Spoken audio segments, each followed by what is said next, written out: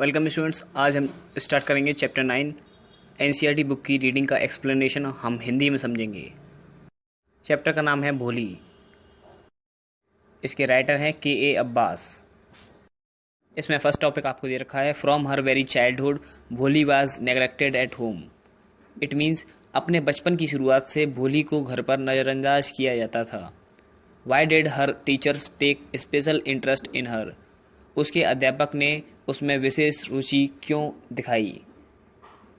Did Bholi measure up to her teachers expectations. क्या भोली अपनी teacher की जो एक्सपेक्टेशन थी, अपेक्षा थी, आशा थी, उन पर खरी उतर पाई? क्या उन्हें पूरा कर पाई? इस चैप्टर में इन सब सवालों के जवाब हम देखेंगे। Her name was Sulekha but since her childhood everyone had been calling her Bholi the सिंपलटॉन। उसका नाम सुलेखा था, लेकिन उसके बचपन से ही सभी लोग उसे भोली अथवा बुद्धू के नाम से पुकारते थे। She was the fourth daughter of numberdar Ramlal. When she was 10 months old, she had fallen off the cot on her head and perhaps it had damaged some part of her brain. That was why she remained a backward child and came to be known as Bhuli, the simpleton. वह रामलाल नंबरदार की fourth daughter थी, means चौथी लड़की थी। जब वह 10 महीने की थी तो वह अपने सिर के बल चारपाई से गिर गई थी और शायद उसके कारण उसके दिमाग का कुछ हिस्सा डैमेज हो गया था, मीन्स उसमें चोट आ गई थी। इसलिए वह एक पिछड़ी हुई बच्ची रह गई और उसे भोली बुद्धू नाम दे दिया गया। At birth the child was very fair and pretty but when she was 2 years old she had an attack of small pox. Only the eyes were saved, but the entire body was permanently disfigured by deep black pock marks. Little Sulekha could not speak till she was 5, and when at last she learned to speak, she stammered. The other children often made fun of her and mimicked her. As a result, she talked very little.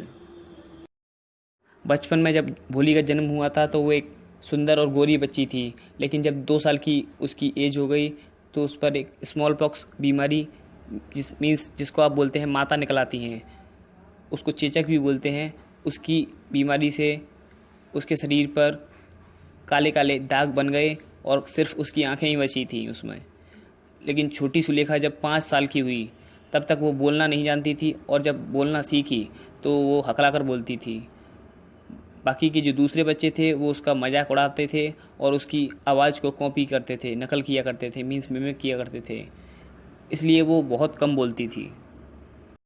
Ramlal had 7 children, 3 sons and 4 daughters, and the youngest of them was Bholi. It was a prosperous farmer's household and there was plenty to eat and drink. All the children except Bholi was healthy and strong. The sons had been sent to the city to study in schools and later in colleges. Of the daughters, Radha, the eldest, had already been married. The second daughter, Mangala's marriage had also been settled, and when that was done, Ramlal would think of the third, Champa. They were good-looking, healthy girls, and it was not difficult to find bridegrooms for them. But Ramlal was worried about Bholi. She had neither good looks nor intelligence. Ramlal के 7 बच्चे थे, 3 बेटे और 4 बेटियां। उनमें से भोली सबसे छोटी थी। रामलाल का घर एक समृद्ध किसान का था और वहाँ खाने पीने का कोई भी कमी नहीं थी। उसके सभी बच्चे भोली के अलावा स्वस्थ थे, पुष्ट थे, हेल्दी थे। बेटों को पढ़ने के लिए शहर के स्कूल में और फिर कॉलेज में भेजा गया था। बेटियों में राधा सबसे बड़ी थी, उसकी शादी पहले ही हो चुकी थी। दूसरी बेटी मंगला की भी शादी तय हो चुकी थी और रामलाल ने फिर तीसरी बेटी अपनी चंपा की चिंता की। वो सभी सुंदर लड़कियां थीं, स्वस्थ भी थीं, हेल्दी भी थीं। इनके लिए दूरों को ढूंढना, तलाश करना मुश्किल नहीं था। लेकिन रामलाल भोली के बारे में चिंतित रहता था। ना तो वह सुंदर थी और ना ही समझदार। Okay students, if you have any doubt regarding this topic, you may ask your doubts in the comment section. You are watching Darshan Sir official video lectures in the YouTube channel 10th English with Darshan Sir India.